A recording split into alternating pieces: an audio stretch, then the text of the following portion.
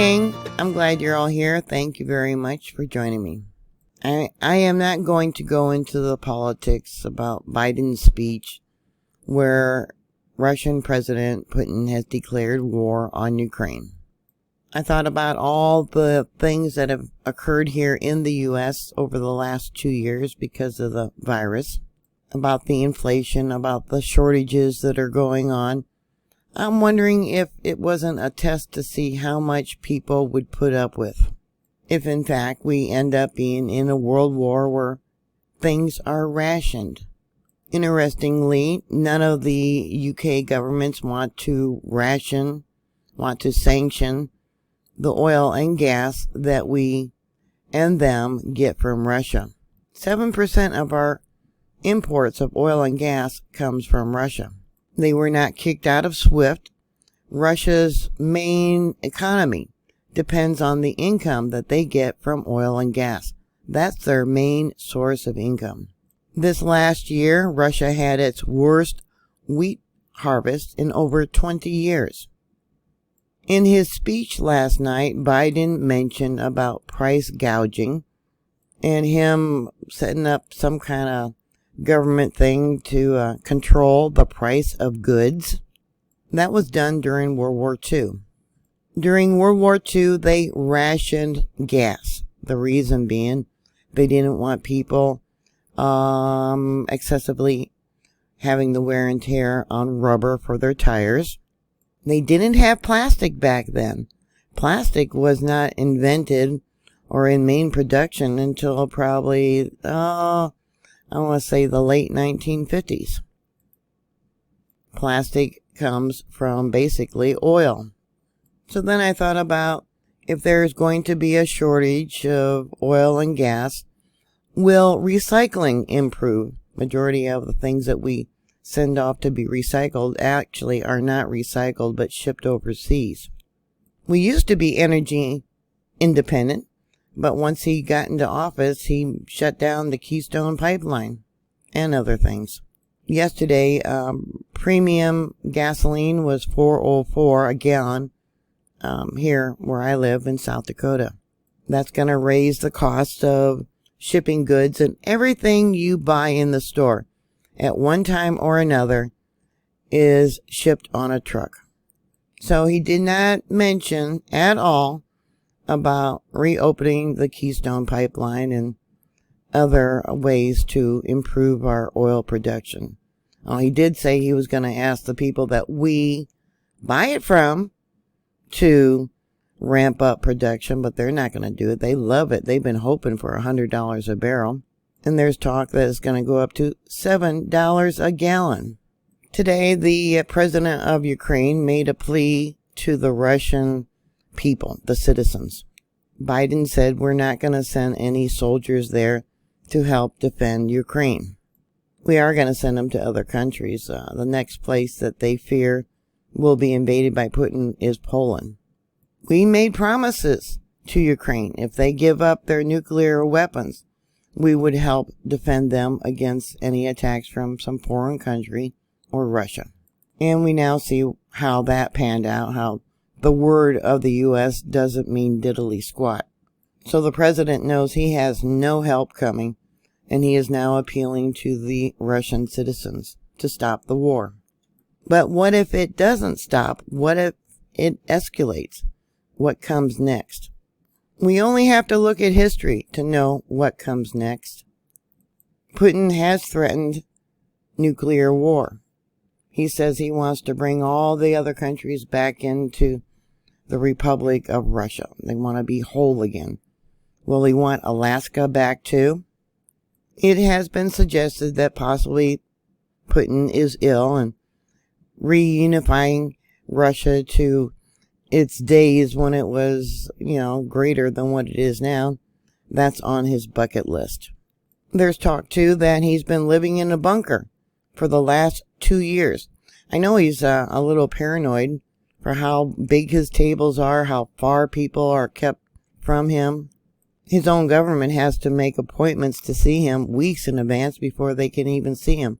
Supposedly he comes out of the bunker only to make public appearances so people don't know what's really going on within Russia. So what can you do to prepare for the possibility of World War III? Well, let's go to history. What happened during World War II here in the U.S. with rationing? On December 1st, 1942, Franklin Delano Roosevelt imposed a nationwide gas ration, a mileage ration, in order to stop Americans from indulging in non-essential driving during wartime.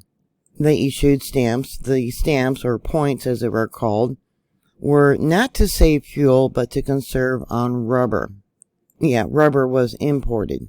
Nearly a year after the Japanese bombed Pearl Harbor, the gas ration was imposed. A fuel shortage was not the problem. America had plenty of gas and oil. What we had was a lack of rubber. Both the Army and the Navy were in desperate need of rubber for the war effort. Nowadays, everything's made from plastic. Once again, made from oil. The construction of synthetic rubber factories were just starting to be built. Mandatory gas rationing had been in effect in the eastern United States since May of 1942. But a voluntary program in other parts of the country had proven unsuccessful. Meeting the military needs for rubber would be nearly impossible if the civilians at home didn't cut out non-essential driving to conserve wear on tires. The best way to achieve that was to make it more difficult for people to use their cars, and the best way to do that was to limit the amount of gasoline an individual could purchase. Congress did not want to impose a nationwide gas rationing. They said it would be bad for business. They feared the backlash. They feared the backlash would be worse than the hatred for Hitler or Hirohito. He was the emperor at that time of Japan. Americans soon acquired the ration card, which had to be presented on every trip to the filling station. To be out of ration stamps was to be out of luck, no gas. They had 5 different classifications of stamps. Drivers who used their car for work that was deemed essential to the war effort were classified differently and received additional stamps. Class A drivers, those stamps that you see here, were allowed only 3 gallons of gasoline per week. Class B drivers, factory workers, traveling salesmen, received 8 gallons per week. Class C drivers, including essential war workers, policemen, doctors, and postal carriers, received additional gas rations. Class T included all truck drivers, and Class X was reserved for politicians and other important people. Class C, which would be essential war workers, policemen, doctors, ambulance drivers, things like that. Class T, truck drivers, and of course the politicians had no restrictions whatsoever. Farmers who needed tires had to put in a special request to purchase tires.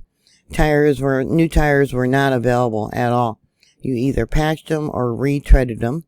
You could not get tires for even bicycles. It was recommended that you park your car and write down the serial number of the tires in case of threat. Evidently, people were going around and stealing tires off of other people's cars. War ration books and tokens were issued to each American family.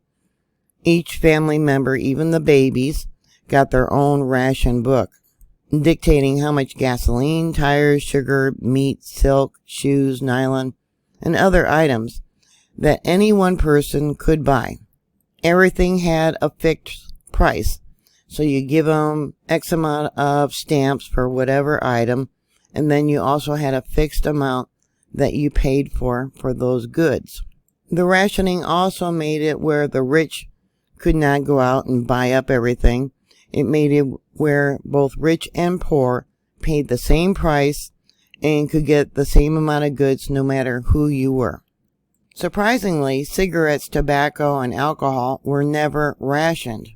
Didn't matter who you were, you all got the same amount of ration points. The first food item that was rationed was sugar. The first non-food item to be rationed was gasoline, oil, rubber.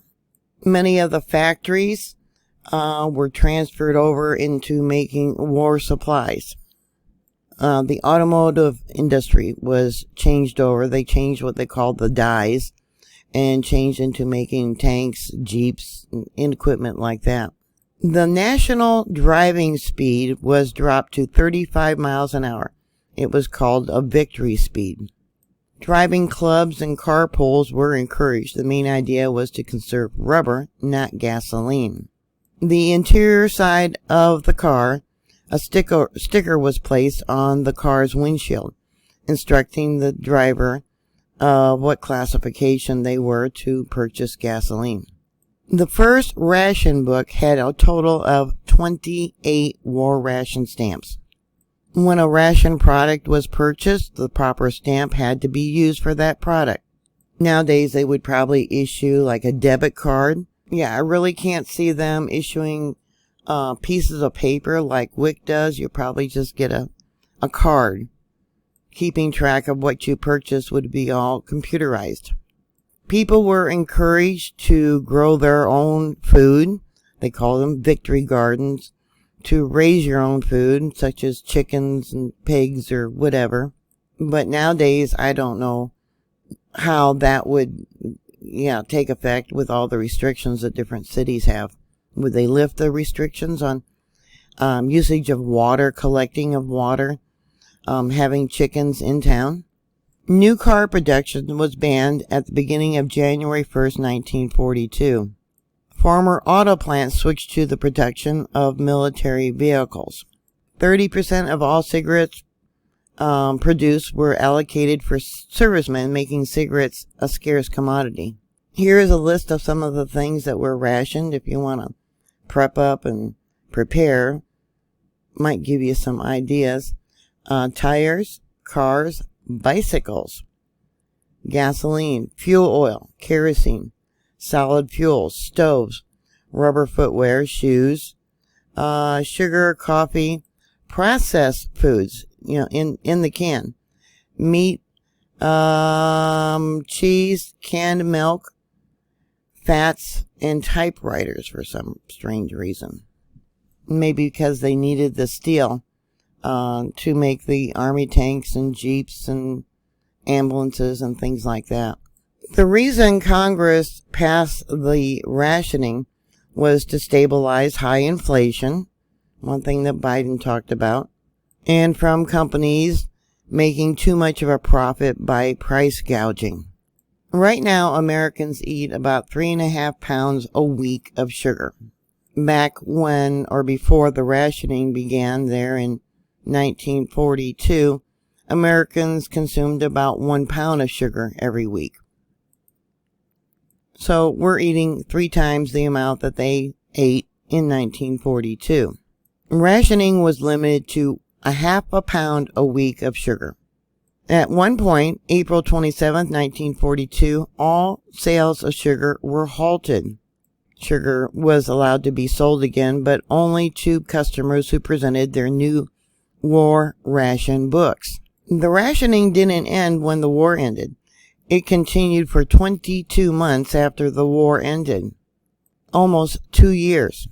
The amount of sugar that people currently consume, about 3 pounds a week, includes artificial sweeteners, beets, and other sources. Meats were also rationed back then. Remember, you got 28 ration points a month. Bacon would cost you back then 7 ration points. And you still had to pay for it. Back then, a pound of bacon cost about 30 cents. In November of 1942, coffee was added to the list of things that were being rationed, followed by meats, fats, canned fish, cheese, and canned milk the following March. Canned foods were in short supply because the factories had been transferred over into making war machinery. We've all seen how meat prices have jumped sky high, and I was thinking about maybe this is why they're trying to push us to that fake meat. Yeah, maybe they've been preparing for a long time. We've all seen in the past where they've limited what you can buy. Something to think about the meat shortage, because the meat was being sent to the troops overseas fighting the war during World War II. Here's an image from a war poster from back then about the sugar and cocoa and chocolate. That was rationed because they were sending the stuff to the guys over there. Yeah, they needed the more of the calories. A advertisement in a paper, I believe, about the sugar rationing. Now, here in the U.S., we were rationed to 2 pounds a month. There it says France had 1 pound, and Italy had only 11 ounces. They more than likely put these ads in the paper because people were complaining and blaming the government about the rationing and the shortage. Here's a propaganda poster for Canada. It says, "Are you breaking the law? Canada Food Board order. Food hoarders. Are you breaking the law? Patriotic Canadians do not hoard food." This one, I believe, is from World War I. There was rationing too. Save the wheat, help the fleet, eat less bread. Supposedly, at one stage in 1917, only 4 days' supply of sugar remained in Britain, and a few weeks' worth of precious wheat flour. Posters like this were displayed on buses and walls in newspaper, shop windows for everyone to see. Yeah, and like I said, Russia had their worst winter wheat production that they've ever had in over 20 years. And things are not much better here in the United States. Now remember, you got 28 points to spend a month. Here it costs 18 points for a can of tomatoes, it looks like, and it cost 13 cents back then. So it made it fair for everybody. It didn't matter if you had lots of money. You were still limited to what you could buy. Butter was rationed. My mother told me how my grandmother would drive to Michigan to get whole milk with the cream, and she would separate it to make butter because that was rationed. And it was rationed in, all the other countries, in Australia, the UK. In 1944, it was rationed to 4 ounces. Yeah, I believe that's a month. It's often said, those that control the food control the people. Here's another image about food will win the war. And this is from Minnesota. This is during World War I. I've talked about how I've been dehydrating hamburger, dehydrating fruits and vegetables. I've been on this apple kick, dehydrating apple, making apple chips. Boy, the kids just love the apple chips. I found this chart about different foods where you can get protein from if you can't get meat. Well, they do have salmon and beef here, but we got beans and walnuts and shrimp, tofu, eggs, lentils, mushrooms, oats, chicken, milk, almonds, broccoli, cheese, and avocados. I dehydrated raspberries, strawberries, onions. The onions you get there at McDonald's, they are dehydrated, and they add water and hydrate them before they put them on your hamburger. I dehydrated celery and mushrooms. So often I hear about people saying, well, I don't have the money to buy the stuff. Well, a 1 pound bag of rice or beans is like $1.50. I guess there in the UK it's even cheaper, I was told.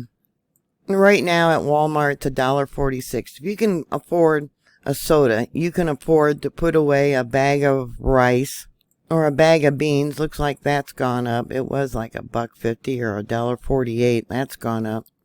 If someone doesn't prepare on their own, in my opinion, they're just plain lazy. You can afford $1.50 and put away a bag of rice or a bag of beans. My mother was telling me she's got a neighbor that does not prepare. She doesn't have extra food and extra water, and she asked her, why not? Aren't you worried if there's some kind of disaster you're not prepared? And the woman replied, no, because I know you have it. Which made me mad because, yeah, they'd be willing to take food away from, let's say, me, or what I have stocked up for my children, or what I have stocked up for my grandchildren. They would be taking food out of my mouth and my family mouth because they were too lazy to go out and put something up for storage for a disaster. One reason you don't tell people what you have and you have it stored where people can't see it. Because like that neighbor, there are a lot of lazy people with their heads stuck in the sand who do not prepare. It's sure looking like we're getting close to the end times. I don't care if you believe it or not, but in the Bible it says that you will not be able to buy or sell unless you take on the mark of the beast. It doesn't say anything about bartering. So that's another good reason to put things aside. Something that you can trade for someone who might have something that you don't have or ran out of. Several months ago, they had a sale on canned soups for 50 cents a can. You mean you can't go out and spend 50 cents to put a can of soup up? There has been lots of disasters where people should have learned to prepare. Fires, earthquakes, floods, adverse weather, and now we got Putin threatening nuclear war. How do you think that's going to affect the supply chain? So what are your thoughts? Thank you very much for watching. I know this is lengthy, but I do care about you guys and I want you to be prepared. If anything, you're beating inflation by putting things away at a cheaper price than what they're going to be tomorrow or even a month from now. Please stay safe and I'll talk to you later. God bless you. Bye.